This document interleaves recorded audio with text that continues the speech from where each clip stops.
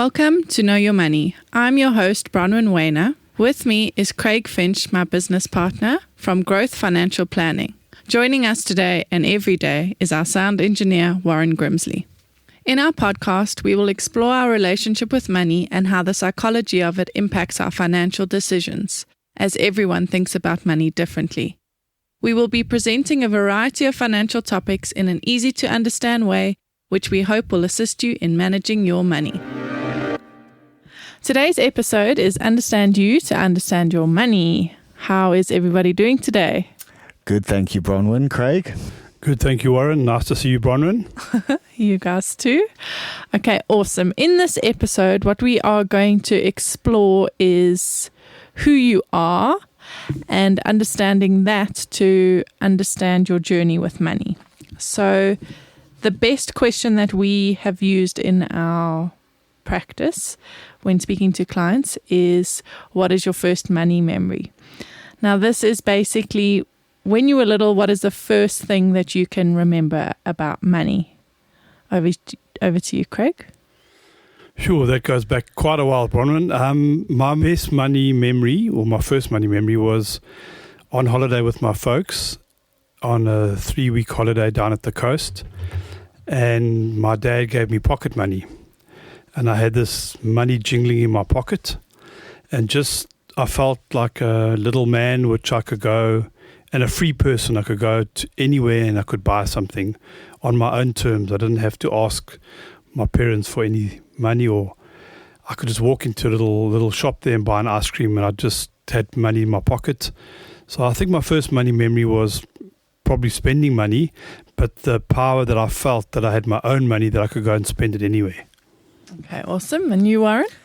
Yeah, mine wasn't actually the spending money. So the first money memory was saving in the piggy bank so I could spend.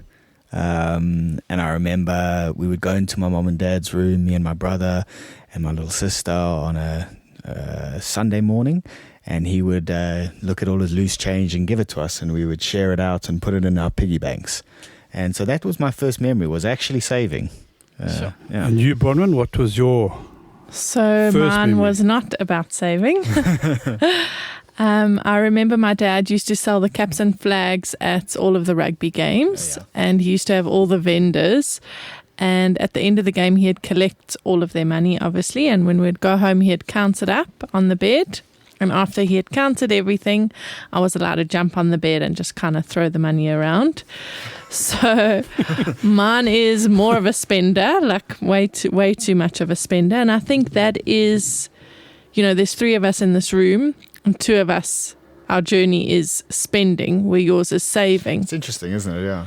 Yeah. And that's the majority of everybody. There's generally a saver in a room and there's spenders in a room, and you've just got to kind of understand what is your first memory, because if you get that, you can then understand if you're a spender or a saver. And in your normal day life now, Warren, do you spend or do you save more? I try spend as little as I can. I'd prefer to save money. I'm hardwired for it. Exactly. So that's your wiring, exactly like you've kind of said. And for you, Craig? So mine is spending, but I'm very aware of it. So there's budgets and there's boundaries on what I can spend, but that's taken me years and years of discipline and getting out of a comfort zone of spending. But if you just spend, you get yourself into lots of trouble. If you don't have goals for your money, you get yourself into even more trouble. So yes, I'm a spender, but my discipline is in saving, and in saving for different targets and different goals and different events in my life. Sorry, Bronwyn. But Craig, I just want to ask, were you always that disciplined, or is this something you've learned? No, Warren, I've learned this the hard way over the years, and it's taken a lot of effort to learn that.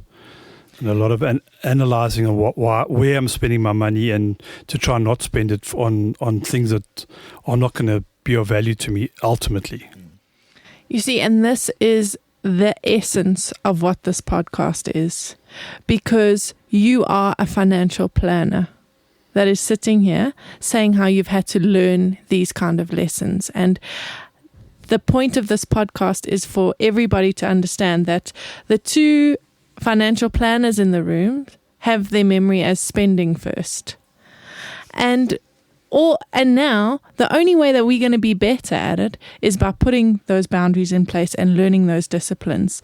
So the journey in this podcast is going to be to teach you the lessons that we've learned. And if you can implement them in your life, you can be better like we've learned. And everyone, it's a learning curve. 100% it's a learning I mean, curve. I'm actually, my wife's trying to teach me to spend more, and it's hard for me. I think I often miss out on things because I don't want to spend the money on them. Okay. So it must also be a balance, I assume. Definitely a balance, and that's what our other episodes are going to be there for you to see, like where those should go and how that should go, so that the spender feels okay in the relationship and the saver feels okay, and you're not constantly fighting each other, and inside yourself as well, your spender and your saver, you must feel that. And even as a saver, I mean, I save money, but as we'll soon find out, I don't have an investment portfolio or anything like that. I just have money in my bank account. So I'm not really saving the right way. Exactly. Yeah. And that's what we're going to discuss going forward.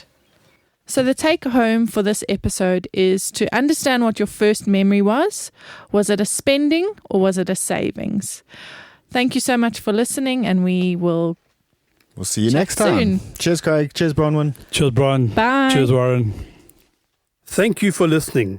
If you have enjoyed this podcast, please subscribe or visit our website, www.growthfp.co.za. The information we have provided in this podcast is our personal opinion. For more detailed information, please discuss your financial situation with a financial planner.